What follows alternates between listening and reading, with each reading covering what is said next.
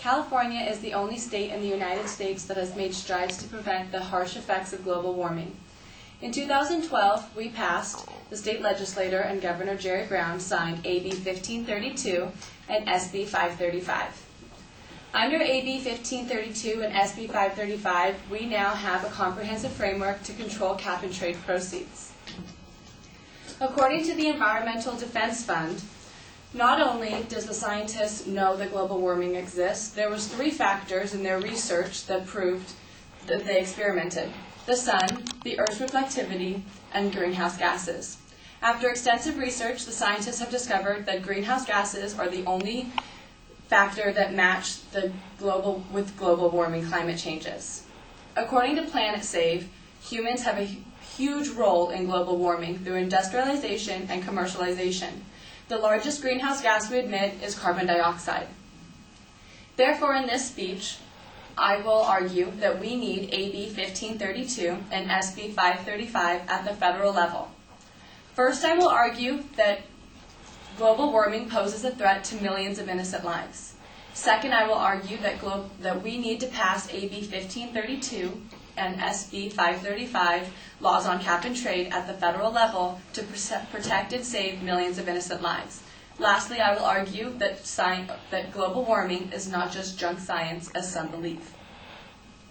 So the first problem is that global warming kills many people every year due to natural disasters. Scientists have new research that global warming is not only a problem because of the rising temperatures on Earth, but it's actually causing natural disasters such as earthquakes, volcanic eruptions, avalanches, and tsunamis.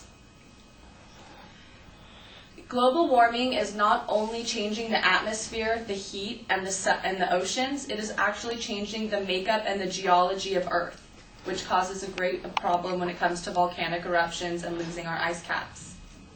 The first problem is with glaciers. As they melt, it causes avalanches, mudslides, and floods in the Alps and other large mountain ranges. The second problem is that with the amount of rain coming down, it causes a great amount of erosion. We're also losing sheets of ice in Antarctica and Greenland year by year, and as we lose those, we're causing the pressure to change, and we're causing underwater landslides, which could bring tsunamis. When the ice caps melt, it also changes the pressure of the Earth, so not only are we losing our icy water, we're actually causing volcanic eruptions as this happens. Every year, millions of people die due to these natural disasters that, although we cannot completely control Mother Nature, we can make strides to help save them. According to Bill McGuire, who is the director of the research board at the University College in London, says that not only is the atmosphere and the ocean being affected by bringing baking temperatures, harsher floods, and storms, but the crust beneath our feet is likely to join in too. An example of global warming that has already occurred is that in 2002, a large Larsen B ice sheet of Antarctica fell off, and since then we have lost 40% of that land. Although we cannot completely control Mother Nature, we can make strides to help prevent these natural disasters from happening. If we pass AB 1532 and SB 535 at a national level, we can help protect many people. In 2012, when AB 1532 and SB 535 were signed by Governor Jerry Brown, we made a great stride to help doing that. However, it needs to be taken to the federal level. We can't just start in one place. Global warming is happening on a worldwide scale. AB 1532 was authored by John Perez, who is the Assembly Speaker, and mandates that the global warming gas emissions must be lowered to the 1990s levels by 2020. The bill package also sends a great amount of proceeds to disadvantaged communities. SB 535, who was authored by Senator Kevin DeLeon, states that 10% of the estimated $1 billion in revenue will be sent to disadvantaged communities that will help clear out their pollution, give them clean air, and hopefully give them clean energy as we move forward in finding cleaner energy as we go on. Also, under SB 535, 25% of the $1 billion in revenue will go to the greenhouse gas reduction laws, which is hoping to bring them, the same laws that are hoping to bring them back down to the 1990s level.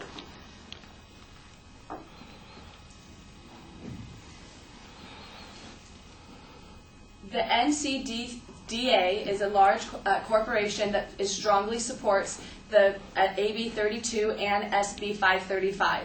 They've announced that if we can pass this, once we pass this law, that it will clean our environment, help with pollution, and help save our economy.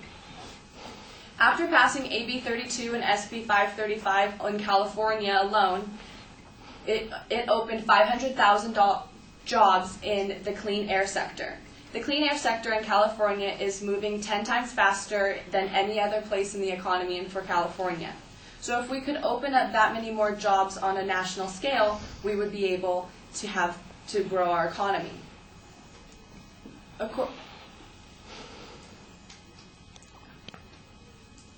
My opponent, however, Dr. Fred Singer, has written a book that is entitled Hot Talk, Cold Science, The Unfinished Debate of Global Warming.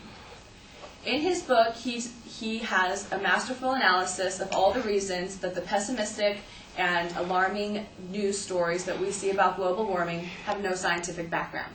However, I'm here to tell you that the science behind global warming is overwhelming.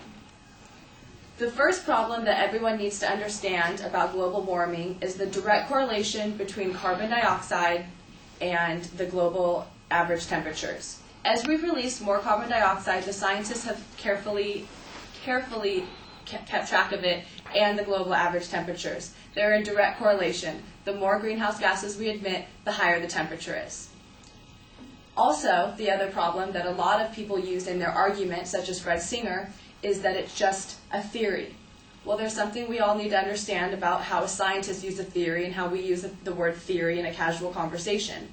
We use the word theory to say that we may be uncertain about something in a casual conversation. But a scientific theory in the scientific community is a fact to them. It is believed to be true, and they have given much information. They have studied it over and over and over again. We don't question the scientific theory of gravity, even though that's a scientific theory, because there's so much overwhelming evidence for it, and in our popular culture, it's become fact. But in the scientific community, they still do not consider gravity a fact. It's still a scientific theory, because there could be a new theory that comes into play that would change it. In the scientific field, the scientific theory of gravity is just as respected as the scientific theory of global warming. In this speech, I argued that we need to pass AB 1532 and SB 535 at the federal level. I argued that first, the global warming poses a threat to millions of lives. Second, I argued that we need to pass AB 1532 and SB 535 at the federal level to save millions of lives. And lastly, I argued that global warming is not just junk science. We need to support AB 1532 and SB 535 to save millions of lives and Earth. It is where we live after all.